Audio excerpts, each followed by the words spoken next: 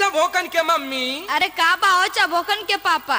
अरे बाबूजी मर गईला, चल के रोइबू की चूल्हे बासन करबू। जा वहीं रोवा, हम ना रही तो घर गए को काम तो से सपरा वाला ना हव। अच्छा चला चला ही रोवत देखी ते आज तू का घोटेला कहो हमरे तो रोऊ ना आवत कैसे रोई। दादा रे दादा यो बात तोरे रोवे ना आवत बा। जैसे ही निक बेकार रोए शुरू कर दा तैसे ही, नहीं तो गांव जवार के सो कहिया की बूढ़वा मर गेल कोनो रोहू भर के ना भइलन।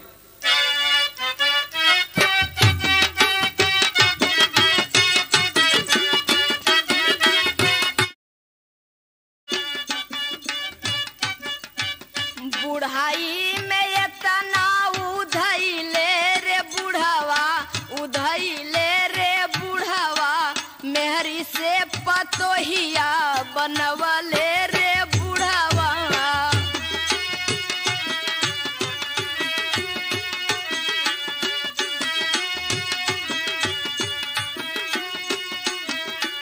रोवा का धवा कौन बड़ा बढ़िया काम करके गए हो। अरे भाई काहे ना कैलन, अपने हक में ना नी कैलन तो हमारे हक में तो कैबे कैलन। 5 बीघा खेत दे के हम अकेली आइले, अरे हम अकेली आइले, आज मोके छोड़ी के परइले रे बुढ़ावा। मत रोवा, एक दिन सबके ही धरती छोड़ के जाए के बा।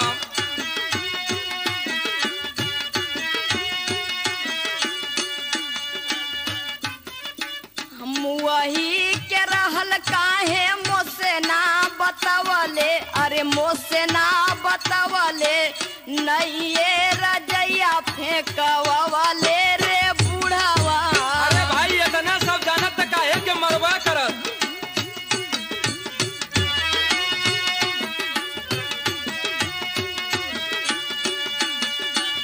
घर ही में मरी के बवलवा बढ़वले, बवलवा बढ़वले, अरे खटिया ना बहरे बहिरवले रे बुढ़ावा।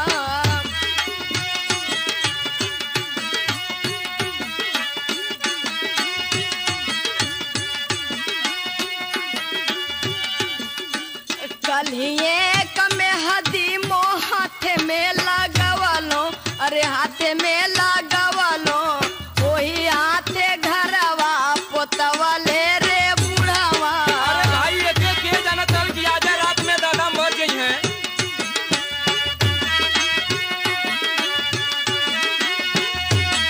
देखा चबोकन का मम्मी, अब बहुत हो गल, पागल मत बना, एकदम कुछ सबूर करा। मान ला बाबूजी चल गईलन, धीरे धीरे भुला जाई।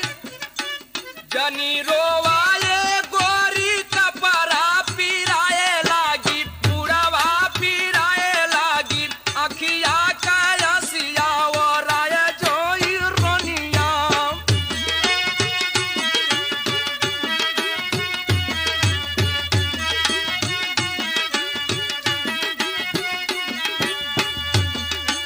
गरमी में मुअल होते तेरा ही करवतो, ए ठाला में मर के बुढ़वा रद्द रुसवा कर देहलस। का करबू, 5 बीघा खेत आलू हो तो के लिवा में बेच देलन, कहाँ से ते रही होई।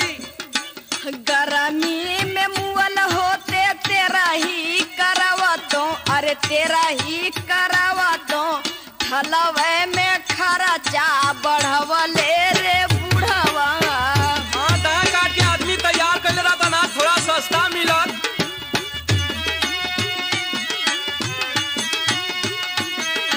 लेकिन थोड़ा कौनो उपाय कयल जाई, ना ढेर तो 5 से अखीथे बोला के दुआरे पर खिया दिहल जाई।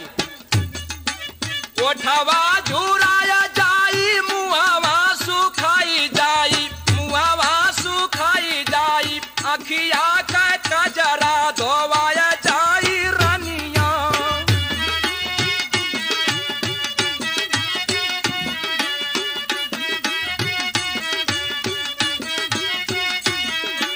मेहरी से पतोहिया बनवले रे बुढ़वा। अखिया का रसिया ओराया जाई गोरिया। नहीं ये रजैया फेंकवले रे बुढ़वा।